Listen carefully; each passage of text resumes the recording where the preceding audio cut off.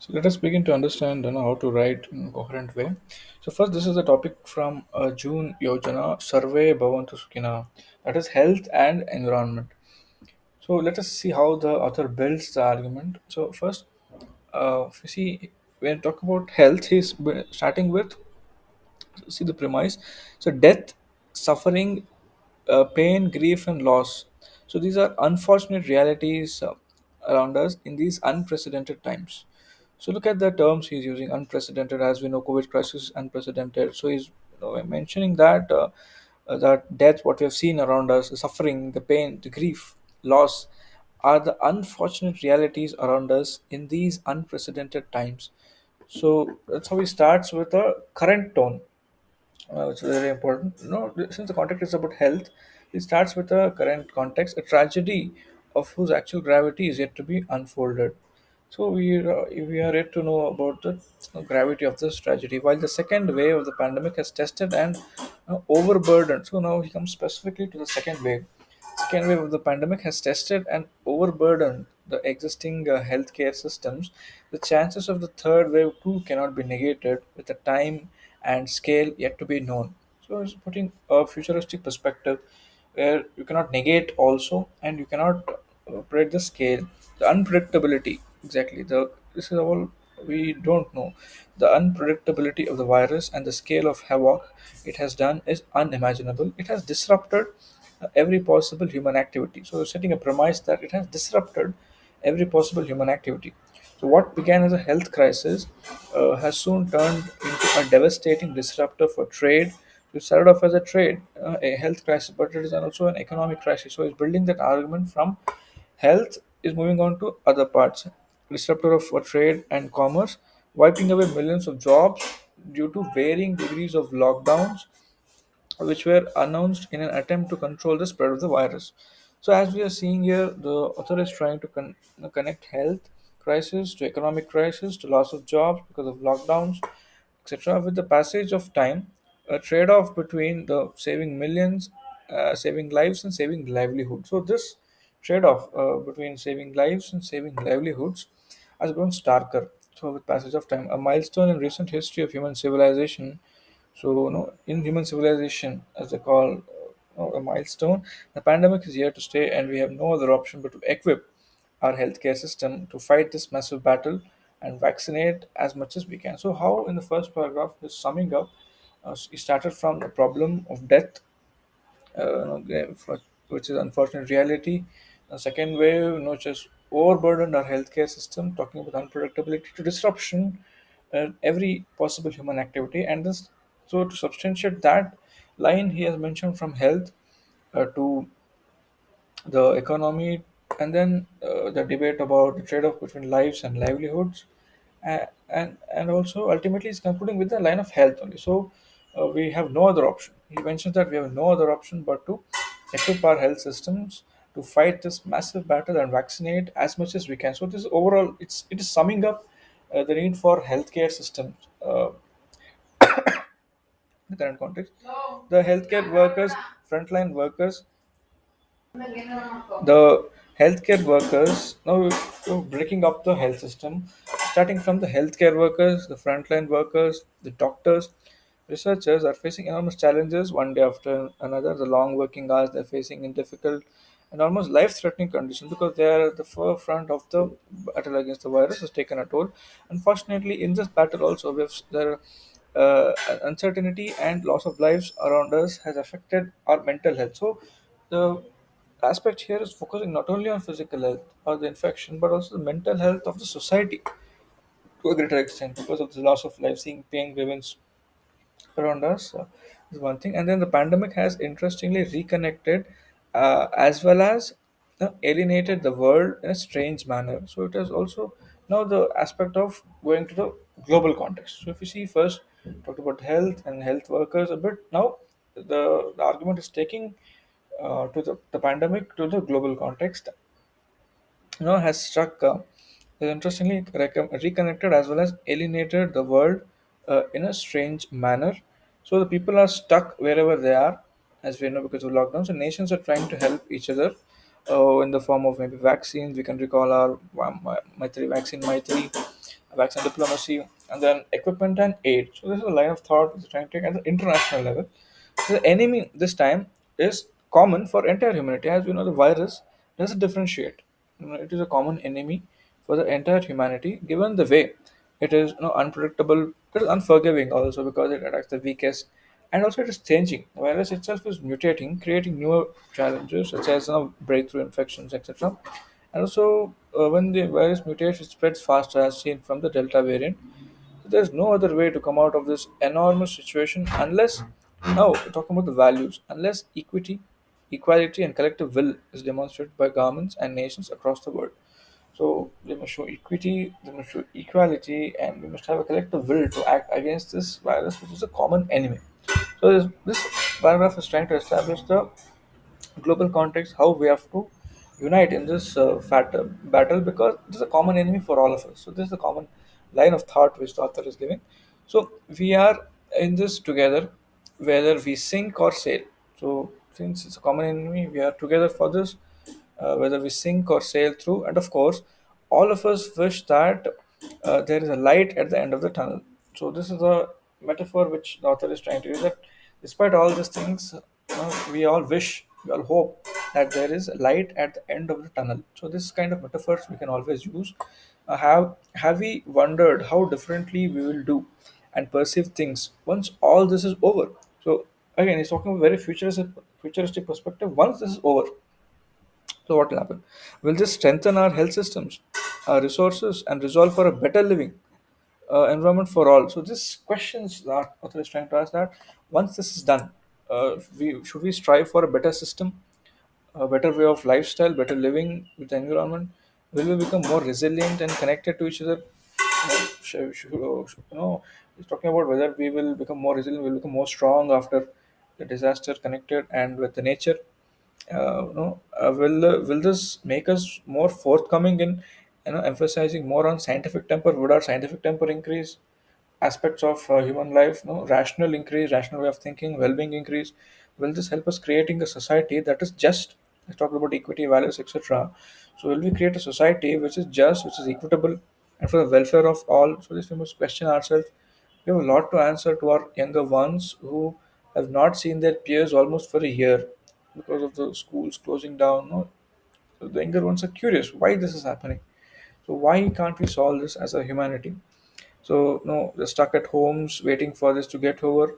We will be able to, will we be able to ensure better living conditions, health, and sustainable form of to them, to the future generation? The challenge is enormous. As you know, to meet all these challenges is not simple, it's enormous, and our resources will be depleted and stretched by the time things stabilize. The health is considered as a state of complete, no, talking about health in general, that health is considered a state of complete physical, mental, and social well-being. So talk about physical, talk about mental, also talking about the social well-being, and not merely, it is not merely an absence of disease. If you don't have disease, it doesn't make you healthy. So health is complete state of physical, mental, and social well-being. It is for us to now identify and establish crucial linkages with our environment. Now trying to build connections with the environment. Now it is time. It is time for us to establish crucial linkages with the environment and rebuild a better world with a healing touch and empathy for all. So, again, bringing values here. So, some values. This suffering has to end someday. Hope it leaves us as healthier and responsible humans. Hope again. There's a futuristic way that hope. Okay, it'll make us healthier. It'll make us more responsible humans. Again, ending line. If you see, hope just makes us kinder, more compassionate, more sensitive to for the fellow humans as well as to the environment. So this is the overall line of thought. See in the argument. So we started off with, the problem, and then trying to describe the problem, not only limited to health but pushing it to other areas also, and then specifically talking about how some are, more at risk, and in talking about the global stage is making the global connection in next paragraph, that how it is a battle against entire humanity. The world must come together for this battle, because it's a world, entire world is facing this, entire humanity is facing this, and then putting questions that after this, will we change for the good? that question is he has posed many questions about systems, resources, resilience, scientific temper, the way of living, values in the society, what we give to our future younger generations, and concluding with a line of thought with health and environment, and on ending a line with hope. So hope is to make us more kinder, compassionate, and sensitive towards the fellow humans as well as to the environment. It's not only talking about the fellow humans but also the environment at large. So now we'll move on to the second one, which is about sustainable development of June 2021 of Kurukshetra. So this talks about sustainable development. So let us see how they begin the argument. Sustainable development, it focuses on judicious use of resources, which is a kind of a balancing trade-off between the present and future generation. So we use judiciously resources so that we leave some amount of resources to the future generation also. So there is an element of conscious decision involved in our use of resources judicially. There's a trade-off, especially for the future generation. The ongoing pandemic and related health issues stalled human life and all kind of business activity.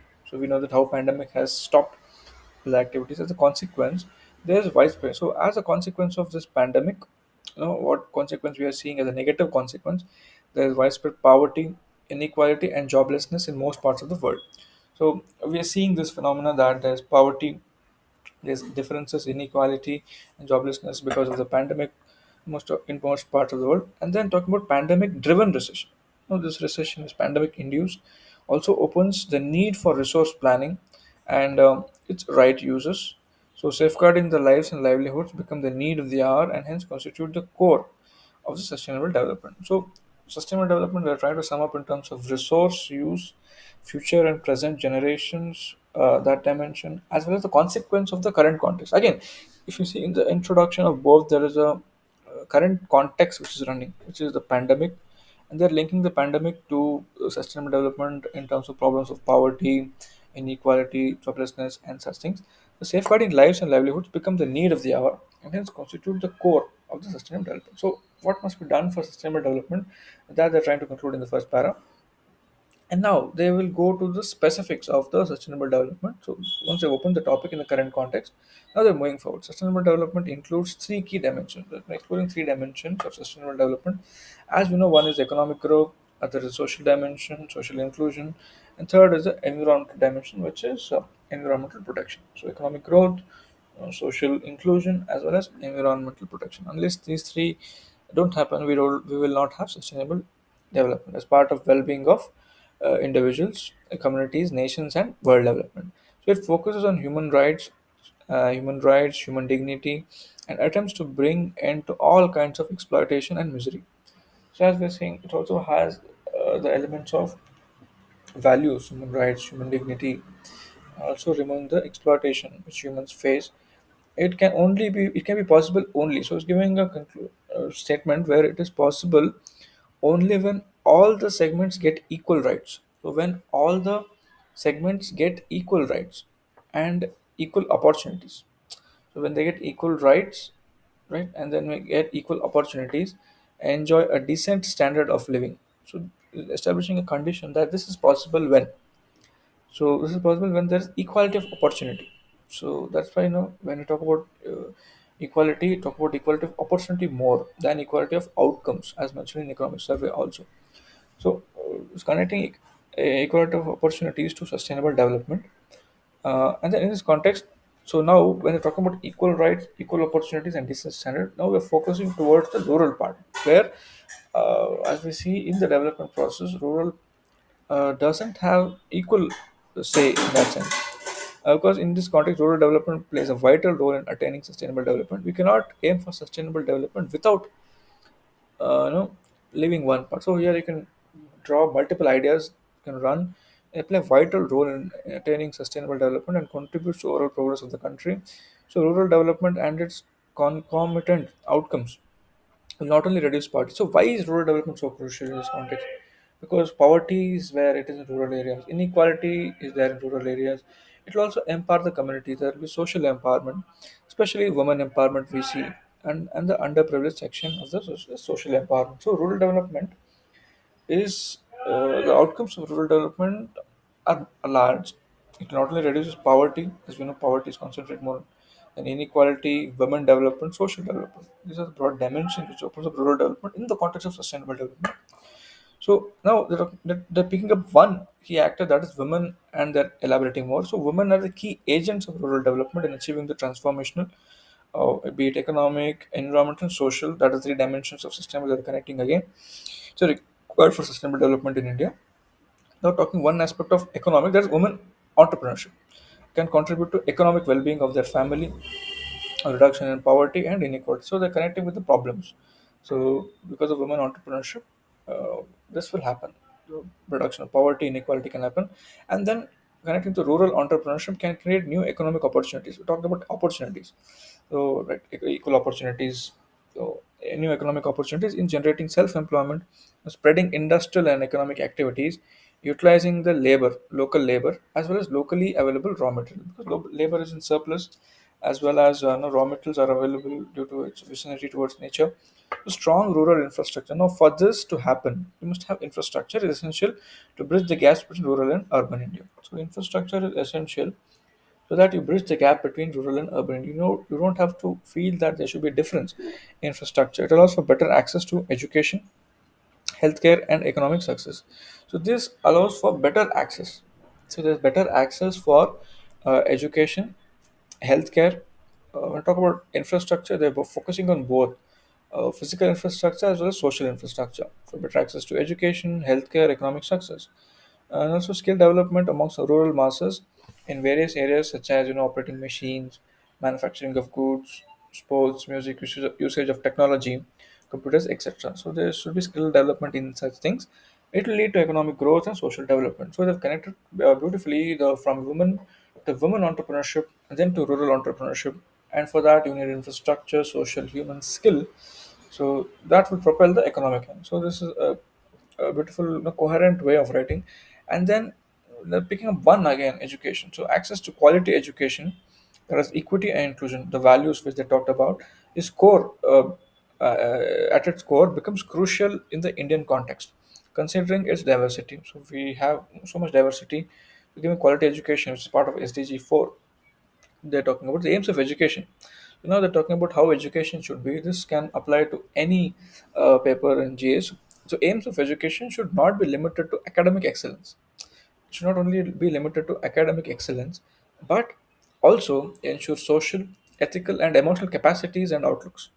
So education should develop, not only towards academic excellence. You don't only excel in a particular field, but it should also make you ensure towards the social. You must care towards the society. You must have certain ethical values. There should be emotional capacities which are built in. All these are part of syllabus. We can say directly: social, ethical, emotional intelligence.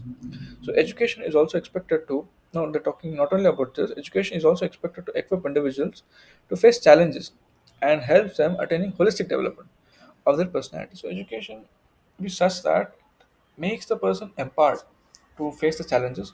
It must cater to address the social needs of human beings. So education must always cater towards the social needs of human beings. The digital revolution has opened doors. Now coming to the current context, that is digital revolution has opened doors for social and economic revolution in rural India, where users have faster and better access to business opportunities, employment services, and new ideas. So, when you talk about digital revolution, here comes the aspect of speed and scale. So that they're trying to convey one idea that they're faster, they're better access to business opportunities, employment services, and new ideas. So there is need to harness the power of ICT. So once this is acknowledged, we must harness it. ICT as it offers improved access to technologies, services, and finance for effective governance and monitoring, one key dimension. And then now when we talk about rural development, largely we cannot ignore the agriculture. So we've talked about women as one paragraph, and talking about education as one paragraph. We also talked about now we're focusing specifically on agriculture will continue to play an important role in achieving food security. So agriculture's role in food security, in increasing the farmers' income, generating employment opportunities. So this is very crucial. The contribution of agriculture and allied sectors is increasing due to increased investment in agriculture infrastructure. So what are the agriculture infrastructure? This has direct syllabus word, which is they're trying to use irrigation facilities, warehousing, or it may be cold storage. So strong linkage if there's a strong linkage between farm and non-farm sectors.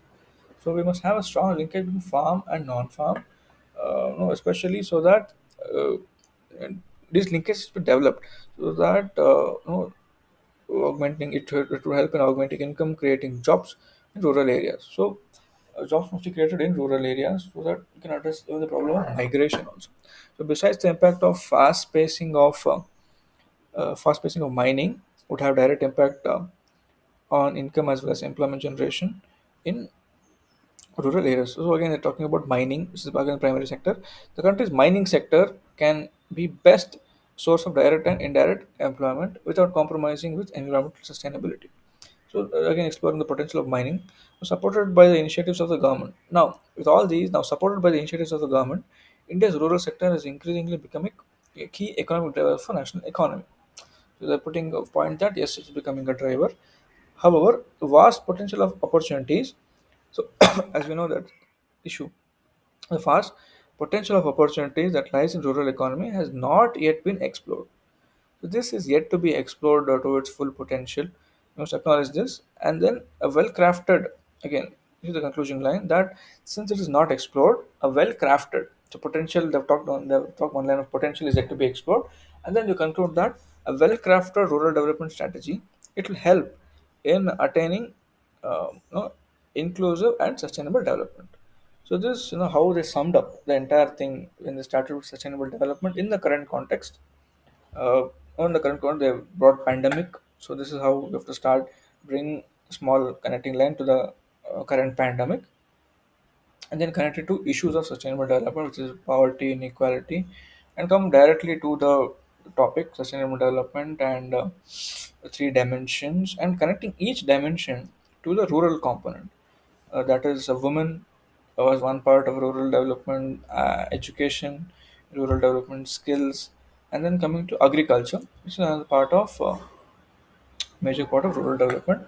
In passing, they talked about mining also can be done or cannot be done, but the potential is yet to be realized, and then conclude with the well-crafted rural development strategies needed. So since there's a problem, we need a solution oriented thinking. Strategy will certainly help in attaining the goal, the topic. So connect to the topic directly. This is one way of writing in a simple way.